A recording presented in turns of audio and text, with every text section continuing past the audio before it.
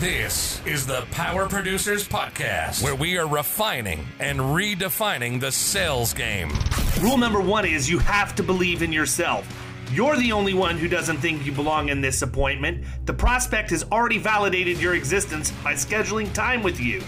Get it through your head you belong here, go in there, crush it, and close the deal. A place where sales professionals can come to learn from other sales professionals and thought leaders that have mastered their craft. The difference between a good salesperson and a best-in-class salesperson is only 2 minutes. By spending an extra 2 minutes on what you might think is a mundane task in the sales game, you separate yourselves from the pack, you grow your book of business, you close more deals, and you retain your accounts. As well as their peers who are still striving for perfection to achieve their why. I have a wife and 4 kids. Failure is not an option. Real sales professionals, real stories, real results. Are you ready to feel the power? Hey everybody, welcome to the Power Producers Podcast, where we are refining and redefining the sales game. Today, we have got a very special episode for you with a guest host. Even though we didn't really need one, sometimes I just like to hang out with this guy. Mr. Ryan Deeds joins us, as well as our featured guest, Mr. Jeff Teschke from Forge 3. What's going on, fellas? Deeds, you started going down one of your rabbit holes, man. We had to put the brakes on so we could get it on tape. But go ahead and talk about what you were talking about. You can actually kind of introduce Jeff a little bit, and then we'll let him fill in the blanks. Absolutely, yeah. I mean, it was honor. It was cool when you hit me up this morning. I was like, yes, I get to go in with Jeff. I mean, it lines up with a couple different things. But first, yeah, I've followed Jeff for probably 10 years. You know, when I was at Crichton, they'd created a product that was really trying to take this intangible product that we sell in insurance and make it tangible. So a producer could go out, show this kind of website, hover over different areas, and it would show like the cyber risk and the business interruption risk and all these different things.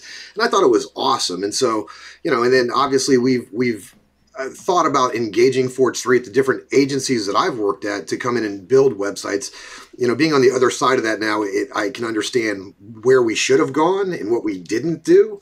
But yeah, so I know Jeff. I respect him. He was InsurTech before InsurTech was a thing, man. I mean, it's like you guys in like Rocket Referrals have been around forever. And, you know, now it's this InsurTech wave and we all get to kind of coast on it. But I think you guys were like the front runners. You know what? This must be my week or a couple of weeks for interviewing like the OGs of InsurTech, because I had the guy from Appulate on too last week. I talked to them, and they'd been. I mean, I knew that I've been getting emails in my inbox from them for at least 15 years, but I didn't realize like how long they had actually been in the game. And it was interesting just to hear what they had to say about sort of where they started, where they're at, and what's going on over there too. It's always nice to see people who withstand the test of time in the InsurTech space, right? Because so many people are in and out, quick hit, sell to Applied and Vertafore, get your money and run. Then there are other people that are in it for the long haul. I'm not, debating the merits of one over the other. I'm just saying it's nice to see. Heck yeah. It just makes me sound old, Ryan. That's what you just did there. You're not that old, no, man. That's true. Although, where that came from, Ryan, was I started my career at Chubb. My dad worked at Chubb his whole career. And when I graduated back in 2000, Chubb made me an offer. So I actually got my start at the carrier side, and my dad was running a big agency at that time called PLI, which was later sold to Hub International. So I started doing tech in insurance back in the late 90s, early 2000s, even before Forge 3 was founded back in 2004. So it goes back even before probably what you're thinking. It's about my tenure too. That's about as long as I've been in the game as well. I started doing data in 2001. Yep. So, hey Kyle, what's up, man? How's it going? What's going on, guys? Kyle's here. I'm just like a fly on the wall here. Yeah, I was not in tech in 2000 and 2001. You were probably I was in high school. I was in high school with my learner's permit, just crushing it, scaring the shit out of people on East Lake Road. There you go. So, Jeff, I mean, if you were doing stuff before Forge 3, talk a little bit about that, because I'm interested in the progression of how you got to where you're at. Yeah, now. for sure. I'll make it a short version. My dad worked at Chubb, like I mentioned, and when I was going to school, University of Scranton. You watched The Office? Best show on the planet. Nice. So I went to school at the University of Scranton, and it was doing some part-time stuff for Chubb. And it was back in the webmaster days when the title was webmaster. So that was my title back then. And then eventually when I graduated, they made me an offer. I worked at the agency my dad was running called PLI. It was a big agency, about 300 people across the country, about 30 field offices. That was eventually sold to Hub International. And then we kind of got disbanded, right? So I was on the unemployment line, didn't even know what happened to me. I'm watching a VCR tape in one of those carts they drag out in front of you about how to prepare a resume. And I'm like, what the heck happened here? Where's my gold cufflinks and my coasters with the Chubb logos on it and the whole thing, right? And that was really the start of Forge 3. In between that, I did a mobile scavenger hunt game, played with cell phone cameras. Microsoft ended up licensing that. It's a fun story if you want to get into it. But Forge 3 really came out of that in 2004. And a funny story, Ryan, is clickable coverage, which is what you're talking about. The original idea behind that was we were working on a lot of insurance agency websites. We were doing carrier websites, association websites. They were all custom back then. Whereas now with our active agency platform, it's a platform. It's a much different model and a much better model, better quality too. But the idea was we're writing all this content and nobody's reading anything. Like, people don't find insurance interesting by default. Right. And we were looking at the time spent on these pages, and it was like 6 seconds. Like, well, what's the point of writing anything if nobody's reading it? So that's where these clickable coverage graphics came from. And the original idea was, let's make them these interactive graphics with these hotspots. You click on them and you kind of learn about the risks and learn about the solutions. And that was going to be the business. So instead of active agency and a whole website platform and all this, the original thinking was, let's just have this product called clickable coverage and then basically sell it and offer it to agencies across the country to use. We quickly discovered, though, that agency websites back then and still weren't great. They had no place to put them. It was kind of a mess. They didn't know who had access to it. And then we quickly said, well, we got to just make clickable coverage a feature within a bigger website platform, which is where Active Agency came from. Kyle, who's the guy we had? We had a guy come on. I cannot remember for the life of me. It might have been Mark Suski when he came on. Kyle, you're muted. But there was a guy that there was a guy that we had come on that we were talking. We basically invented something while we were on the podcast, which isn't uncommon. But you remember, I think it was Mark Siski from the engineering company that was talking about how cool would it be if you could actually create a graphic of someone's actual building or property, and then they could click a button and it would show what would happen if they had a total fire loss, replicate what that would look like. I think that will happen. When you look at AR, I mean, we played with that a little bit at Crichton. We were playing with a system called Magic Leap and trying to educate the consumer. Again, most consumers don't want to be educated. We talk about that all the time, but, the 20% of the client base actually wants to be educated. But I always thought that would be badass if you could bring a client out, throw some glasses on them, have them look at their thing, and then be like, all right, here's what happens if a flood happens. Here's what happens if a fire happens, really, really making that real. It might have been when Deeds was on. I don't know. Maybe you were the one that talked. It's all a blur. It was like 5 years ago. All I know is Mark Suski was talking about deflagrations, and that's about all I got. I don't even know what I still haven't even looked that word up. Yeah, haven't even looked it up. But Jeff has actually been in my mind a lot because, I've transferred over to the sales role at Enable, and that means I'm going through all these websites. And so, I'm probably looking at 50 or 60 insurance agency websites a day right now, and I'm just like, dude, some of the stuff that's out there is crazy, just non-modern, and it just really would turn somebody off. And so I've been it's just interesting that it's like a psychic connection this morning when that happened, because literally for the last 2 weeks, that's what I've been doing, and I've just been like, Forge 3 needs to be all over this. Yeah. So let me ask you a question. And I want to hear this from both of you, because I think that you have different perspectives. There'll probably be similar results. But I get frustrated with this, just watching conversations in the back channels of the different social, platforms that I'm on. What don't agents know about their website? That's the most frustrating thing from a technology perspective for you guys. Because I'll share my answer when you're done. But I'm interested, Jeff, when you engage with an agency, what is it that they don't know? And in some cases, I see they still don't know it after they have their website done, regardless of who the vendor is. They don't realize what their responsibility is for a website versus what their web vendor's responsibility is. And I think that there's this conundrum that happens because they get all irritated because they're paying a couple of $100 for a website and they think they shouldn't have to lift a finger. I know that's not true. Yep. But I'm just interested because you guys have seen a bunch more of this stuff than I have, and then I've got a follow-up question after that Kyle's going to ask. So Principal Jim reached out not that long ago and said, Jeff, first of all, sign us up for Active Agency. Okay, why? Well, for the first time in decades of running the agency, I had a prospect tell me to my face that the reason they're not going to pick our agency and they're going with the guys down the street is because our website sucks. Like, that's literally what Jim, for the first time in decades running the agency, heard from a prospect. And that takes some guts for a prospect to say that to a company owner like that. But think about how many times that's not being said. We do this all the time. If you buy something from Amazon, are you going to buy the product that has 2 stars or doesn't exist? Of course not. You're going to buy the thing that is popular, has 5 stars, reviews all over the place, and is like the credible thing, right? That's what you're going to buy as the product. And I think that's the number one thing that a lot of people kind of just don't, you can't quantify it. You can't report on that. It's an opportunity cost, I guess, if you want to think of it that way. How many people are looking at this thing? If you have a website, hopefully you do. Some agencies still don't. And how many are looking at it and saying, geez, just like what you're saying, Ryan, this thing is awful. Like, I don't even, they haven't updated it in 10 years, or it looks just super crappy. And the first impression matters. You wouldn't wear sweatpants to a wedding, typically. So why would an agency do the same thing with their website?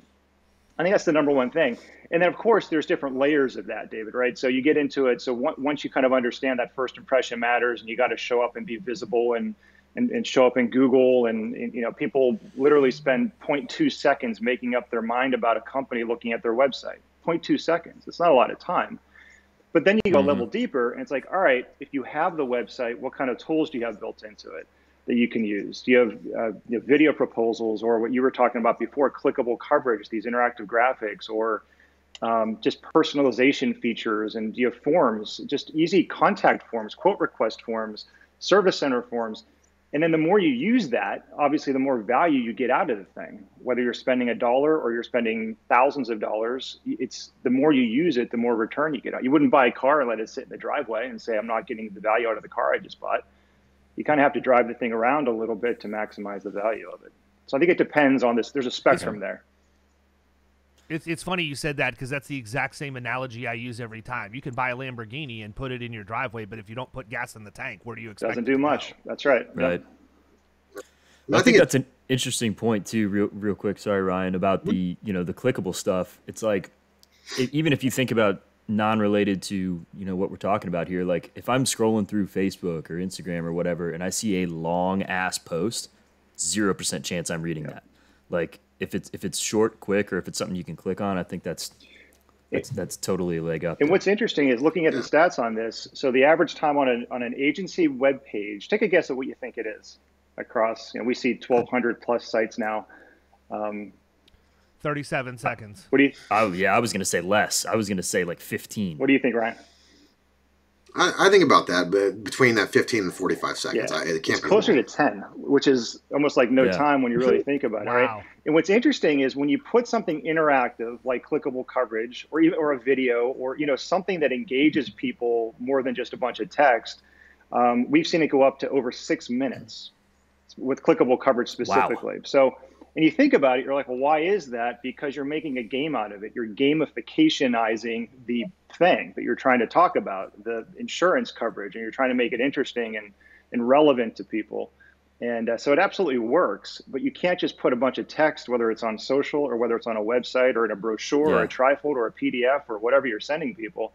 People aren't going to read it. They don't care about it. The attention span is going, we Instagram, shorts and TikToks and YouTube shorts, and our attention span is so small right now. You have to meet people where they are to get them engaged.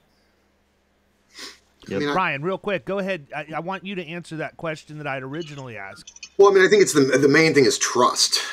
When you come to everything that we're talking about is building trust. If I come to a website that doesn't look trustworthy. It doesn't look like they cared. They look small. I mean, you instantly start niching away at that. If I'm on a website that I'm using clickable coverage or whatever, and they're educating me, it's building trust. Cover Wallet used to have an awesome feature on theirs where you could go in, and I think they still have it. You put an industry in, you put some demographic information, and they would give you like the bottom, what are the main coverages for that. I would spend hours on that website looking for different things because it was such a cool educational kind of thing, and we would use that at our agencies to figure out how we approach stuff. So I think, if you look at your website, you can be whatever you want to be there, and if you choose to not to be small and little, that's the problem. But I think ultimately the goal is trust. Do I trust this individual to know the business, to give me that I'm going to give them the business? That's what they got to walk away with it.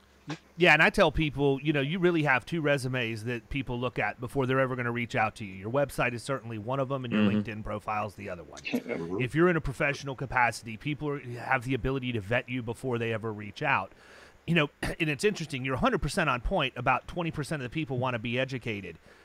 Even if that's the case, you still have to have content on your site because you want to educate the 20% that are actually actively out looking at it. Believe it or not, some of my best relationships have come from a blog post that I wrote on one of the most boring subjects ever, but somebody was looking for the answer to that, right? I wrote a blog post on the workers' compensation experience modification factor. That was the title. It was long. It was really long. It still lives out there. And I have written millions of dollars of premium off of that one post. The very first account I got was $500,000 in premium because a guy who owned a company in Atlanta had a mod problem, Googled it. I showed up. He read the post, and my voicemail was, hey, I read your post on the workers' comp experience modifier. It's obvious to me you know what you're talking about. I'd like to hire you. I just need to know how much you cost and how quick you can get to it. 2 days later, I was in his conference room with an AOR in my hand on a $500,000 workers' comp account. There you go. I don't want people listening this to think, oh, well, only 20% of the people want to be educated. That's fine. And I agree with that, but you still have to cater to that 20%. And maybe 100% of the people want to be 20% of the time, right? Maybe that's a better way to do it. Because like you said, you have a blog post, I get in trouble with my agent. My agent drops the ball on a renewal. I want to go out and figure out what else is out there. I do a quick Google search.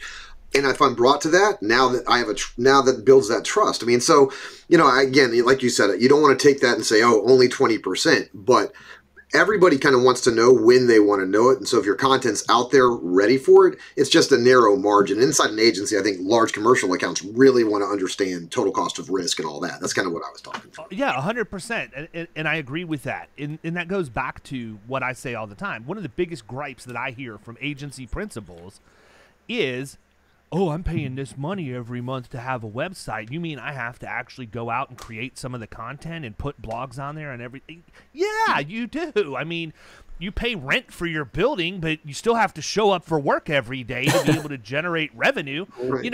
But that's the biggest issue that I have, right? Because then the next conversation becomes, well, how much would it cost for me to hire somebody to do this for me and go out and write my material?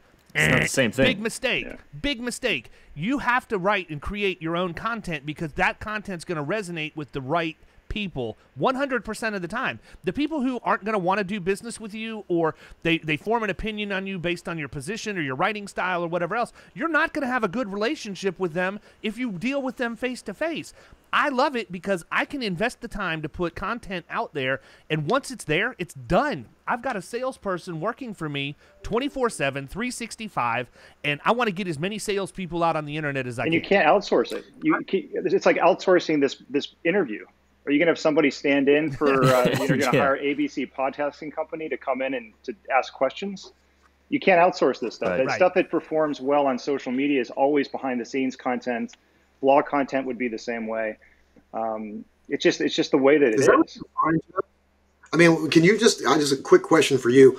You have so much data about where people are staying on these websites. Is there one or two things that you see on the websites that are like, that's a win? If they put that on there, they're going to get a certain amount of engagement. It provides, is there something that the agencies can look at and say, this is really going to capture attention? Yeah. So I want to hear what Jeff says, and then I'm going to tell you what I think it is based on our own stats. Yeah. And I think every agency should do this. I'm curious what you see on your side too, David. Yeah.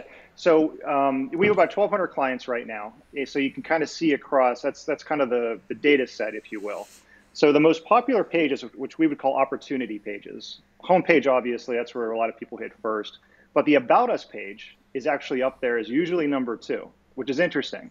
So what does that mean? That means, and this really underscores the advantage of an independent agency, right? It's the people. It's about the agency. It's the team pages. They want to understand. They want to get that warm, fuzzy feeling dealing with people, the human element of the business. So those are the opportunity pages. So if you have things that you want to share, those are the 2 pages primarily that you want to kind of focus on, because that's where most of the traffic is going to go kind of organically. Otherwise, it's kind of a matter of where the agency focuses. Is it commercial lines, personal lines? Is it a benefit shop? What is it? And then the content around that subject is where, and that's what you were saying, David, you can play that up quite a bit. And it's not just writing, although writing is great. It's videos, it's clickable coverage, it's interactive stuff that you can kind of put on there to pull people in. And the more consistent you are with creating that content over time is when you see the most bang for the buck as far as people getting attracted to it organically, which is really cool. And we've all heard this. It's kind of self-selecting. People get drawn in.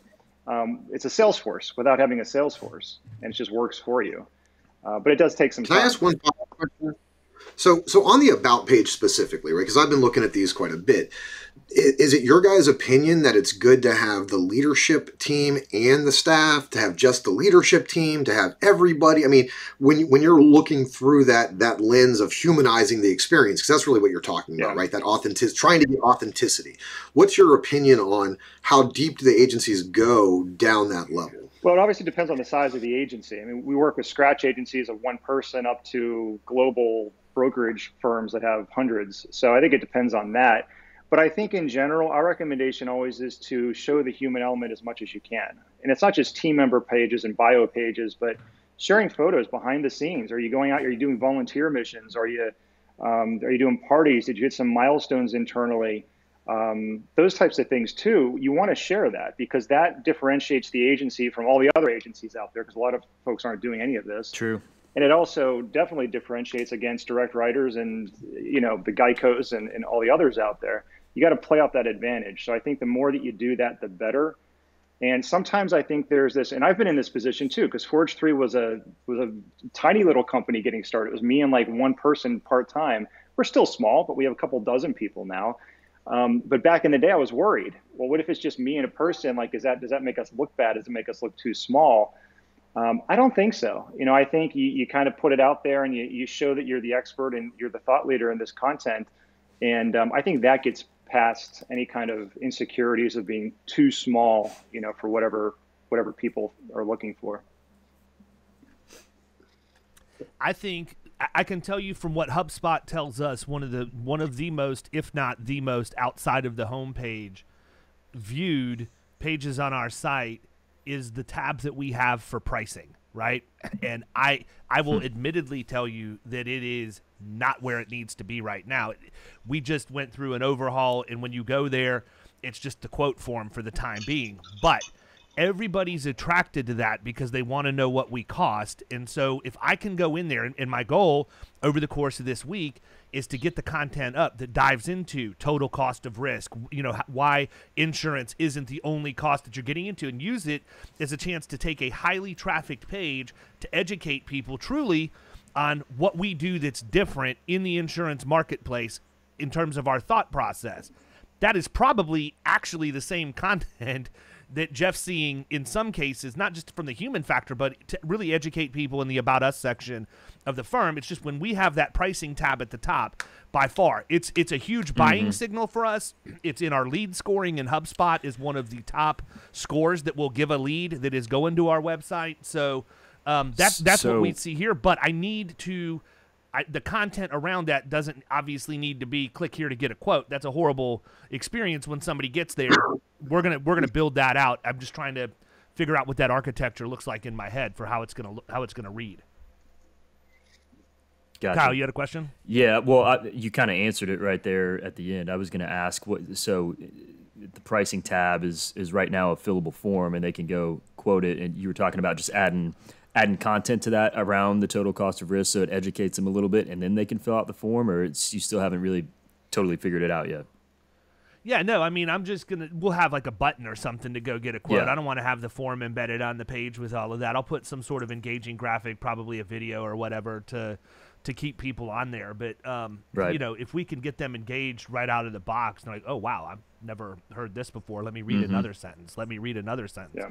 Because it's the same thing that we get when we talk, you know. But the problem is we don't always get the opportunity to talk to the prospect or the person that's shopping in the shadows and everything. So your website really needs to reflect the same message you're going to give when you get to the point of sale. If I've got people who are looking for me to go in and bid their insurance, that's not my client. That's not who I want to attract. So having a quote form in that section is going to attract exactly who I don't want to deal with. Right. Doesn't mean that we wouldn't occasionally get a good account that we would want to work with that way, but we know this, Kyle. You've seen it come in from different web leads. This week we've had a really good run. Yeah. You know, we've had quite a few come in, and they were all relatively good, and we've written, like, literally every single one of them.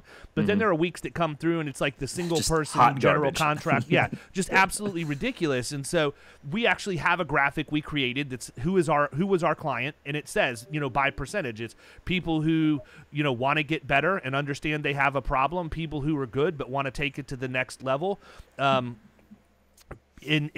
I need to get on there and mess around. People who don't know they have a problem, but are willing to listen, and eventually, you know, we help them fix that problem. Or people who have a problem and don't care, obviously not our client. That's the piece of the pie that's removed from it. But I think you have to educate people about that stuff, man. You know, if you listen to Marcus Sheridan talk or you read his book, you know, I'm very much in line with what Marcus does and teaches, and honestly have been doing a good bit of what he does at a smaller scale for about the same amount of time, honestly. When social media marketing is what it came onto the scene as originally, I jumped on the bandwagon immediately. I've been on LinkedIn since LinkedIn was a tiny little baby, because I was able to see that this is where this is probably a good bet to make.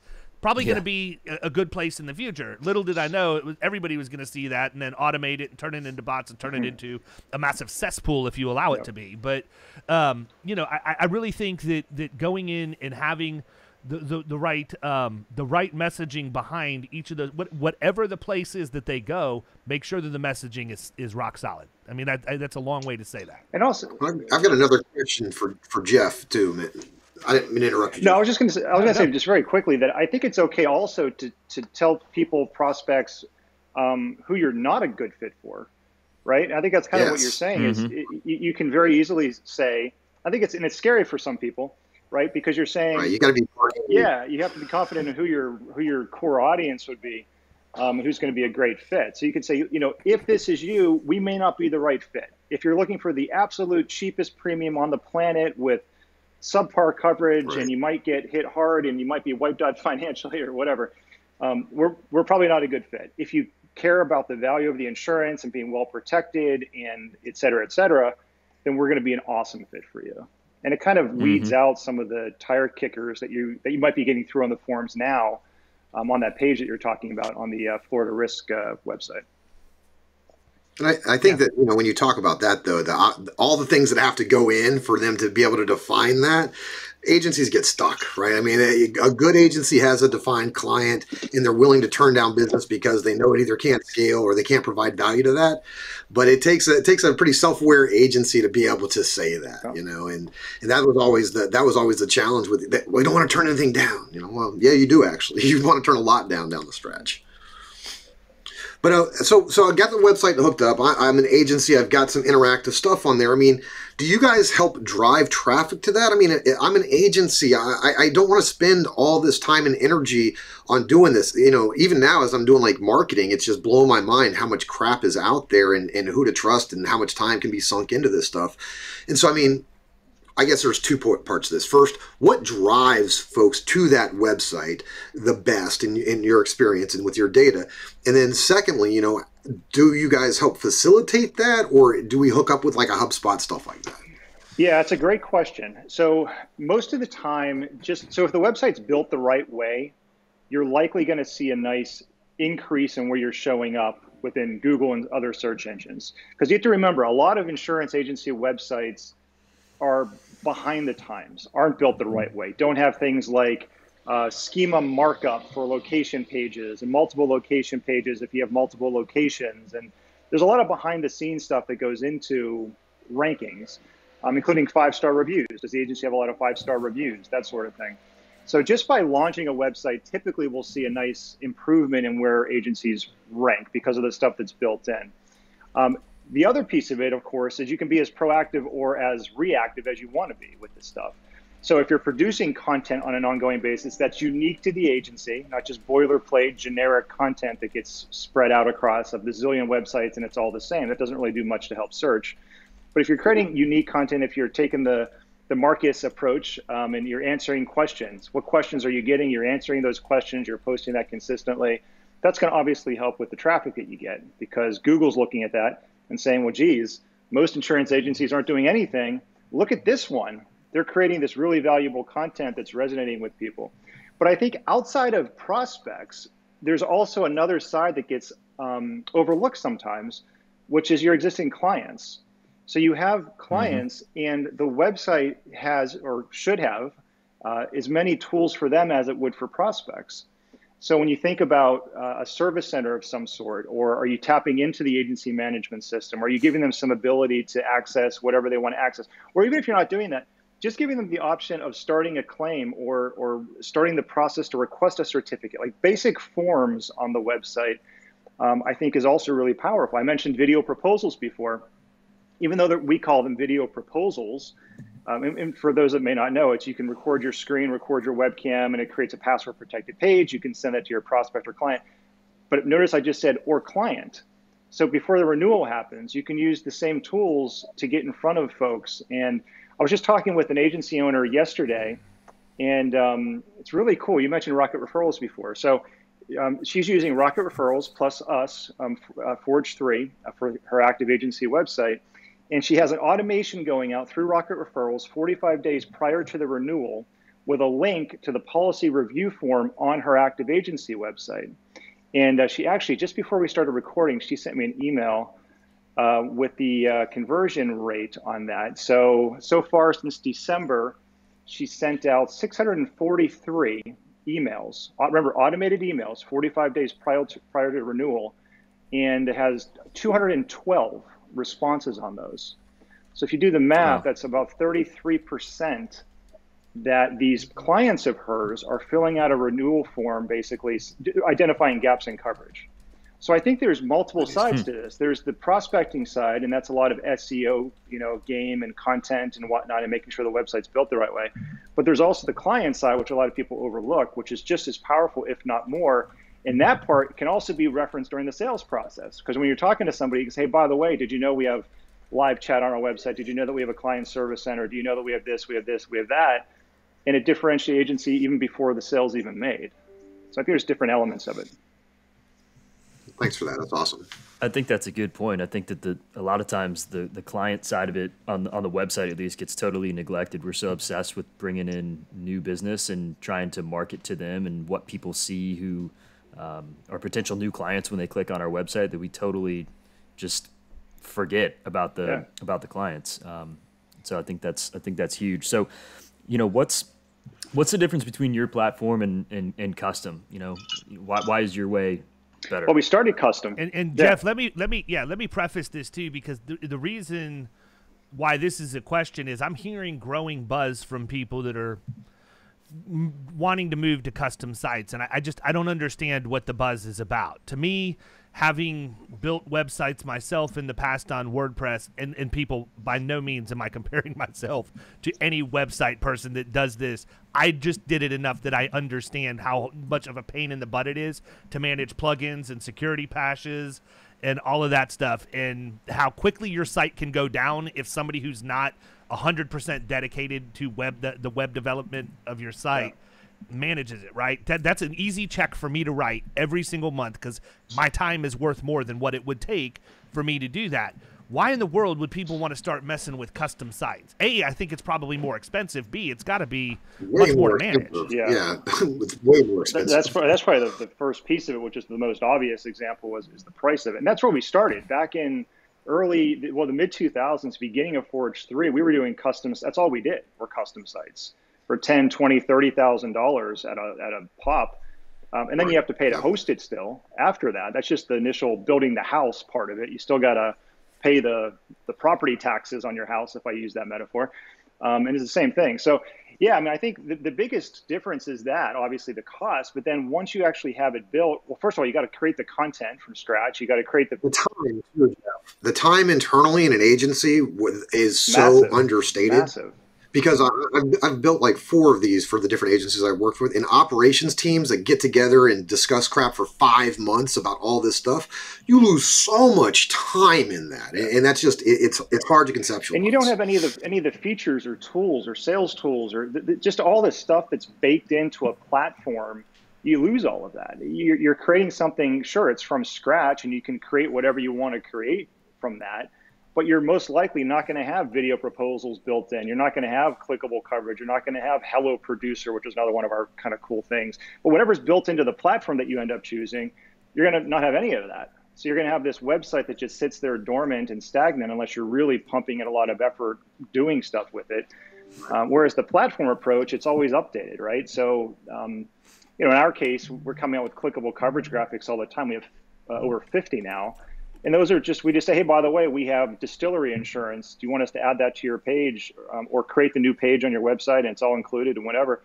So you don't have to worry about it. And it just kind of works. And, what's interesting is looking back at some of the websites we created back in the day for literally $30,000+, the quality of the platform approach is way better than even what we were doing for $30,000. And you compare it to active agencies, $250 a month. That's $3,000 a year. And it's light years beyond what a custom site would be. No technical debt either, right? I mean, no technical debt. I don't have to worry about it. I don't have security issues. No. Well, that's awesome. It's managed. I mean, yeah, it's a managed solution so that you don't have to worry about it. That's the whole appeal, I think, besides the sales tools and servicing tools and the support and all that stuff that's built into it. It's turnkey, but you can still do pretty much anything you'd want to do on top of it. So if you want to create content and create pages and create blog posts and do all this really cool stuff, you can still do that. You're just doing it on a platform that's been proven over many years instead of a website that maybe a local company created for $10,000, $20,000, $30,000, and then they move on to the next one.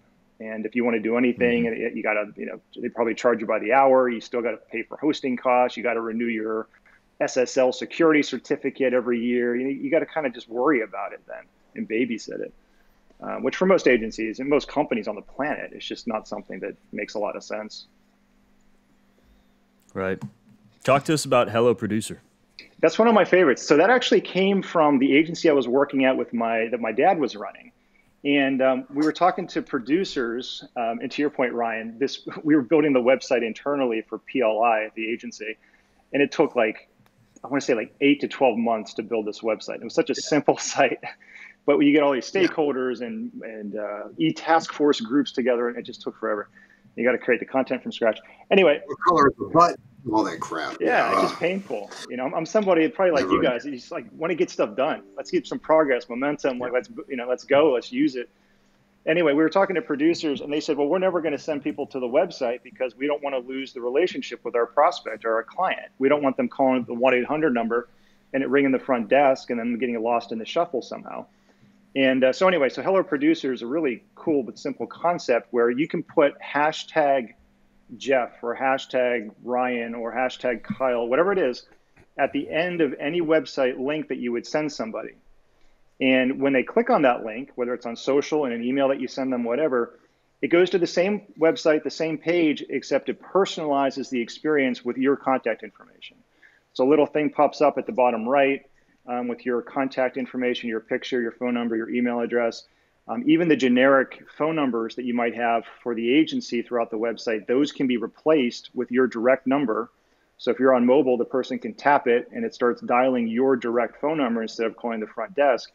And, which is kind of cool, if you send a quote request form through, or any form, it could be any form on the website, it comes into the agency, but then your information's tagged onto it. So to give production credit to whoever the producer was. Or if it's a service request coming through, oh, this one is for this account. I'm going to send it over to Jeff's CSR or something like that. So really cool. We've had people update their email signatures with their hashtag thing, reprint business cards with their hashtag. It just personalizes the experience. which is pretty slick. Yeah, that's cool. You know, it's funny, man. You were talking about video proposals and the fact that you can do different things with them. We went for a period of time where we were running a campaign for giving people a vulnerability assessment on their cyber program. And we had a graphic that we put in our email signature that we created. But we actually created, for lack of a better term, a landing page. It was actually a video proposal with a video that had a marketing slick attached with it that talked about what the process looked like. It had our calendar embedded on it so that they could schedule time with us if they wanted to. And I think that what made that work was the fact that it was actually a password protected page. It portrayed some level of exclusivity that, oh, this must be good information if it's behind a gateway. So I would get clicks like crazy on that with people typing in the password, going and watching it. What I didn't have was the average watch time of the video to see, you know, how long they actually watched that versus what they were on the page for. But I mean, I honestly probably wouldn't have watched it more than 5 seconds. The quality of the video was absolutely terrible. I think we did it with a cell phone and an external mic. This is back before I actually invested in good video stuff. But dude, my video was amazing. It was. Kyle looked like he was being like it looked like one of those Taliban videos where they hold somebody hostage. The lighting was so horrible. bad, the room was man. like yellowed out. Like it was absolutely terrible. But I you know looked what? like I was scared. I looked terrified. Well, and the thing is, we laugh about it, man, because I'm an open book. You know, I posted in one of the groups that I'm in with other agents, I posted a video I did 15 years ago. If you can't look back at that and laugh, but see obvious progression that, oh my God, Right. You got to start. This is the same Got to dude. start somewhere. Yeah. That's the whole thing. And the moral of the story is people start. Like, if you search hard enough, you're going to see some horrible videos that I did about risk management on YouTube literally 15 years ago. And guess what? I never stopped. And I think that's one of the biggest things, you know, when people are looking to get a content marketing strategy together or whatever else, it's no different than picking up the phone and dialing for dollars. The first call is the hardest every single time. Once you make the first call, second's easier, third, fourth. Same thing holds true with doing video, blog, whatever else. But, you know, we have tools that are built into the technology that we have that many times we think that we're pigeonholed in how we use them. And if you're a creative person and you can think outside the box a little bit, you can figure out ways to use the tools to generate revenue that nobody else has thought of. For before. sure. Yeah, man. I always think about TikTok and like, why aren't people lighting stuff on fire and talking about insurance there? Because I mean, TikTok is the future. It doesn't matter what that is where everything is going. The folks that are leveraging it effectively right now are really tapping into that demographic and that buying behavior. And I just video is so freaking powerful. So I think you've got to get started because you got to start learning your lessons and getting comfortable. And you know, it's such a good point because I'm so up on TikTok. From the perspective of I can't wait till I see really cool agencies doing really cool things to drive eyes to that, to change the perspective and the awareness of insurance. I can tell you who it's going to be. It's going to be Daniel Song. I mean, my man has like 1.5 million followers or something. I know he's over 1 million. I'm guessing it by now based on the trajectory he was growing. What does he do? It's crazy. He eats big bowls of rice. He talks about relationship. No, people, that was not a slant. Daniel is obviously Asian. That was not me saying that. That's literally what he does. If you go and look, he loads this massive bowl of rice, and you're like waiting. Who doesn't love rice? I'm guilty of this. I'm like, he's not going to put another thing on the top of that. Boom. He's not going to do another one. Boom. And next thing you know, he's got whatever his sides are, and he sits there and he eats it. He goes out to In-N-Out Burger, and he gets a burger, and he talks about why it's his favorite, and he eats it. He talks about relationship advice with his wife. Here's the thing. None of that has anything to do with insurance, but what it is giving him is social credibility. Right. This dude walks around, and people know who he is now, and he's getting business driven to him that way. I can only imagine that the next iteration of Daniel's TikTok is going to be to drive business to his insurance agency in Orange Park. I mean, it's just what's going to happen. I know it's going to happen. It's already happening. He's built the base. Now you got to get the message. I think it's already happening. And that's the thing. I think that's the key takeaway is that I think a lot of people, when they think of content, think, oh, I got to talk about insurance. I got to figure out how to talk about deductibles and premiums and agreed value coverage, blah, blah. It's like, that's not really the point, right? It's the point is how do you just build relationships with people, make it relevant.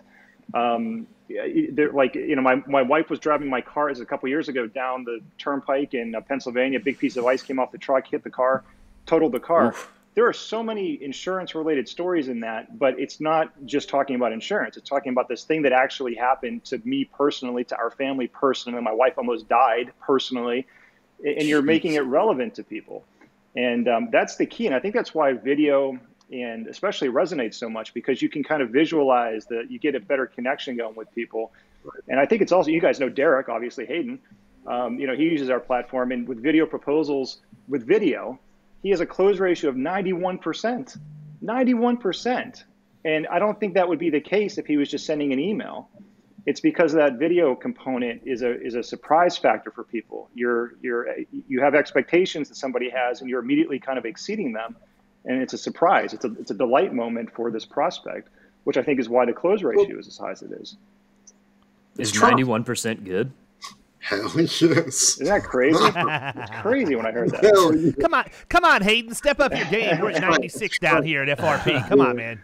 The average is a 15 to 20% increase. Is what we've seen with producers using video during the sales process. There's no doubt. Yeah. So even that's 20% is a massive lift for something as basic as that. Well, the other thing too is I think that people, it always amazes me. If you're going to do it. Commit to it. Don't quit. Just continue to push content out. Your audience will eventually find you. To that point, in the last 3 months, I've had 4 different CFOs, CEOs, or COOs reach out to me over LinkedIn that says, "Hey, we've been following the video messages in blog posts that you send out, training other agents how to work in the middle market.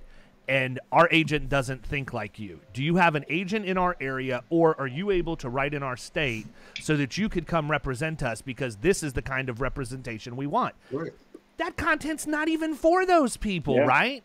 But I never quit pushing it out, period. If anything, I ramp it up. And it just goes to show that if you put out good content that's relevant, even if you don't see immediately who all it would be relevant to, because I completely missed that one, just put it out there. It's going to find its home at some point, and it will stick. In my experience, looking at this stuff for 15 years at this point, plus, every time somebody quits, it's like 2 weeks before the flywheel catches and the social media starts popping inbound leads. Yep. It's uncanny. It's literally 2 to 4 weeks every single time. We had an agency or a producer that worked in the last agency that I was at that religiously blogged for like 6-8 months. Didn't see a return on his investment right away, left. Not even 30 days after he left, we wrote $7 million in premium that was generated in the vertical he was blogging. Right. You got to go to the gym, right? You're going to the gym. You're not going to go to the gym and say, "All right, that was good. I went one day, and now look at me." It just takes time. Yeah, but the gym is personal, right? The gym, I mean, the thing is, because I post a lot of video, on LinkedIn especially, and most of it's pretty personal. And you've been ramping it up too, man. This last week, I've seen a lot from you the last couple weeks. Yeah, because I needed to be quiet during the time. I mean, really, I was entrenched in Enable and learning that whole thing and having to do that. So I didn't have time to focus on what I wanted to do on LinkedIn. So I took the year off and have come back. But, so much of my stuff that I've put out over the years, I get clicks on all the time, and people, like I've had people come up like crying and be like, "Hey, you talked about your sister's addiction and that meant so much to me." But it's hard when you put something out there and you don't get likes, or you don't, it's a mental block that you kind of have to get over. And once you're past it, it's like you said, you're like, screw it. It's not for them. I'm proud of that content. It represents me and what I believe in, and I can stand on that. And if it doesn't get seen or nobody appreciates it, I'm still proud of it. And that kind of keeps, once you get to that place, I think it's much easier. Good point. Totally agree. And I think that's probably what you're saying, David, is that I call them pre-relationships sometimes, where someone at a conference or something comes up to you. And I'm sure you get this all the time. They're like, "Oh, yeah, we never met, but I feel like I know you. Oh, you talked about this, or you talked about this other thing." And that's, think about that. Like, think about the power of that. You can literally sit there in your jammies and record a video or write a blog post or something, and you do it consistently enough, and you have all these relationships or pre-relationships being built out there. You don't even know about them. And think about the power of that over time and being consistent with that, because 99% of other people aren't doing any of this. And there's the opportunity, especially in the insurance industry. There's a massive opportunity still to be very different and to really break through by just doing a little bit more than the other guys down the street. 100% of the time that I speak in public, I tell the story of what got me to go into the insurance industry, because it's a message that I think everybody needs to hear, whether you're in it or you're not. And it goes back to the day that I flew down from Birmingham, Alabama to Tampa, Florida to have lunch with the guy that eventually gave me my first crack at being a middle market producer. And as we sat there having lunch, he said, David, the insurance industry is an average industry. It is full of C players, period. People who can do just enough to get by but make a good living doing it. They don't want to have to push themselves. They're not going to work more hours than they absolutely want to. And everything. And so I took that, and he finished up with saying, look, if you're an A player, if you think you're an A player, you're going to dominate in a C industry. It's just the way that it is. I look back at that almost 20 years later. He was 100% right, man. It hasn't changed in 20 years. Mm-hmm. My first year in, I worked 50 hours a week, you know, not necessarily killing myself, but I came from an industry where I was working 80 to 100 hours a week. I'm working half as much as I'm used to working, but twice as much as my competition. I felt like I was on vacation. I wrote more business because I'd answer the phone at 3 o'clock on a Friday afternoon than anything else. Right? People are out playing golf, drinking beer. Not that building the relationship and things aren't important, but we forget the basics, man. We forget that we need to dial. We forget we need to cold call. We forget we need to have the email drip campaigns and actually create meaningful content around that so that you can drive people to a website, and when they get there, there's actually something for them to see or read, right? And we're in the process right now of going back in. We've got probably 100 blog posts that we're going to have to systematically distribute over the course of the next year, probably, that are sitting in a Dropbox that we've created and just constantly created. And guess what? David got busy. Didn't have time to get it up on the website, and so it just sat there accumulating. So look, if you go to my website right now, here I am talking, being Johnny content, right, about Florida risk, you're going to go see that we haven't put a ton of blogs on there. I take 100% accountability for that. My time and energy for blogging has been at killing commercial and power producers for the course of the last probably year and a half. I have other people in my organization that really need to be stepping up and doing the content. And Kyle and Raphael and everybody else knows that now every Monday after sales meeting, we have a studio in the back that we built with a brand new video rig, brand new audio rig, and an engineering computer. And we will record that video content every week before they leave. It'll be formed into a blog post, and it'll go up every single week. Yeah, so I mean, that's the thing. We have to get better about producing the stuff. I would say we've never been bad about producing it, right? We've always produced the content. I'm the person, right? I'm the control freak that lets it bottleneck with me, and that ended when I made the decision I'm not doing that anymore. We actually, my oldest son is starting full time at the agency March 1st, and that's going to be his role. He already is doing all of the YouTube editing for power producers at this point, and we've got a roadmap of all of the stuff that he's going to pick up and do. Because guess what, people? It's a really bad business decision for me to be posting blogs. I can write them, and that's a good business decision. But for me to go through the mechanics of actually taking that Word document, copying it, pasting it, making sure it's good in Grammarly, going into Yoast or whatever plugin you use for SEO to make sure that it's optimized and all of that stuff, that is not an agency principal's job. The problem for me is I like marketing. That's a passion for me, so it tends to get a lot of my attention. And so I make bad business decisions by following what my passion is in that regard. I'm not going to open a marketing company. I'm not going to open a web company.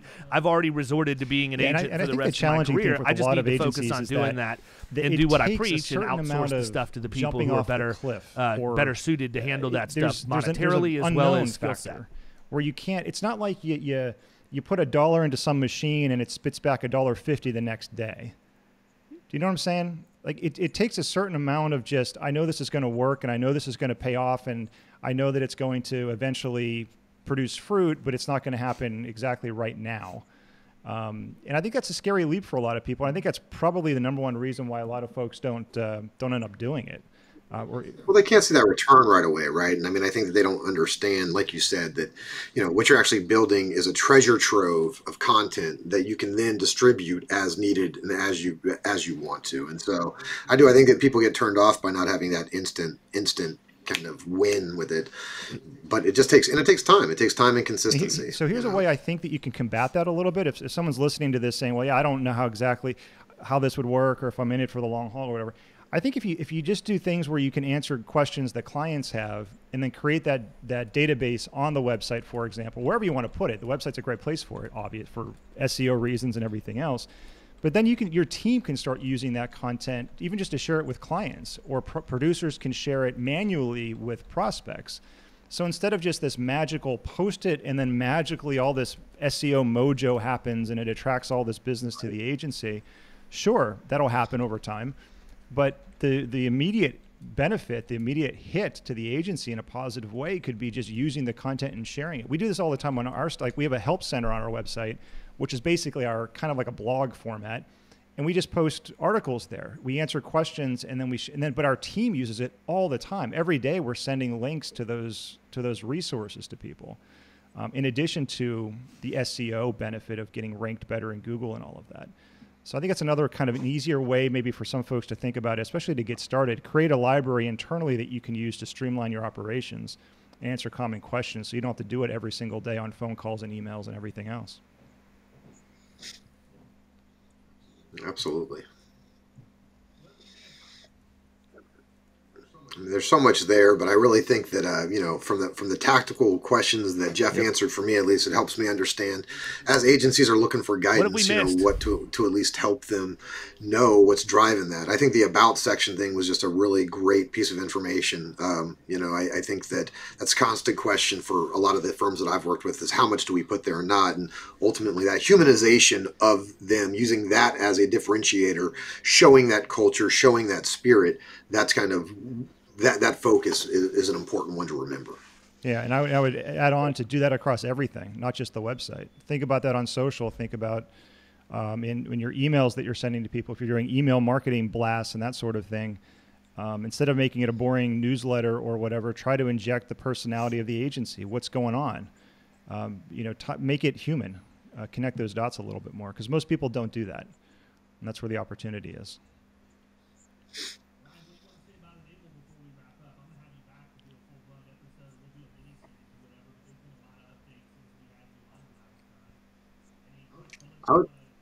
Ryan, what do you want to say about Enable before we wrap up? Ultimately we connect the data sources inside your agency, whatever it is. We bring it over into one area. We make it usable. You want to get out but there no, I'm really just proud and glad to be here with Jeff. Honestly, it's I've been a fan of theirs and what they've done forever, and especially now as I'm exploring this stuff, really, really trying to figure out, how can I help an agency get in contact with him and make sure that he kind of knows how to drive that forward. And I'm just glad to be here talking about insurance agency stuff, because that's the bomb, baby. This is fun too. I didn't know you were going to be on this one, Ryan. I'm pumped to see you here. So that was fun. It was a fun surprise for me.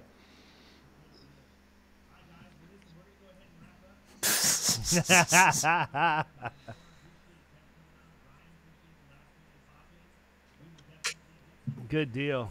All right, guys. Well, listen, we're going to go ahead and wrap up so that we can be respectful of everybody's time. We've been going about an hour. Appreciate Jeff coming on. Ryan, appreciate the last-minute pop-in. Yep. We will definitely get something solidified with you. What I'd really like to do, Ryan, instead of just having a one-episode deal, is put together like a 4 to 6 mini-series shop talk like we did with Kevin Ring and Josh Gurley and Steven Sedlak, because when you get on, people listen, but going for an hour – I need more deeds than just we're an out the hour. market, and we're bringing big agencies on. It's been pretty exciting, actually. So it was sucked that I couldn't be at that Killing Commercial meeting yesterday. He had Randy on, and he and I have been talking, and what a great guy that is. So that was cool.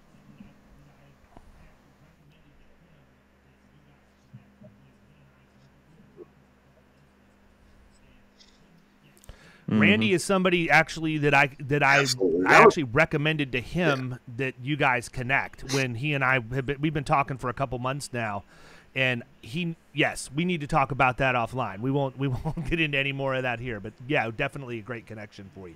Everybody else, we will catch you next time. Listen, if you want to take your game to the next level, we have Killing Commercial Insurance, an online ecosystem for commercial middle market producers that is getting more and more active. We're finally getting them to use the social network and get some adoption there, which is awesome to see people interacting and changing the game. And if you don't want to do the full Killing Commercial experience, talk to us about the Power Producers Mastermind. You get access to some of the best minds in the insurance industry, and they will do one-on-one coaching with you. We have bi-weekly calls, and we also have a private LinkedIn group that we operate in that is relatively active as well. So go to killingcommercial.com to check that stuff out.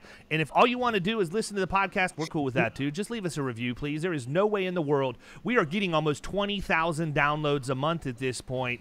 We got less than 100 reviews on iTunes. Come on, folks. I'm not charging you for this stuff. Give us a review. If you hate us, give us a review. If you love us, give us a review. Just do something, please. See ya.